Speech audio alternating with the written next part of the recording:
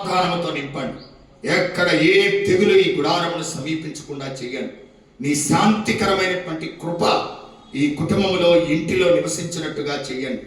సమాధానకరమైన సంగతులే ఇంట్లో నుంచి రావాలి.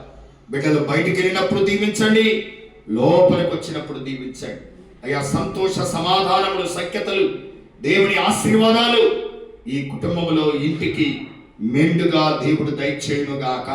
ఇదిగో ఈ గృహములో తండ్రి యొక్కయు కుమారుని యొక్కయు పరిశుద్ధాత్మ నామములో ప్రారంభిస్తున్నాము తండ్రి.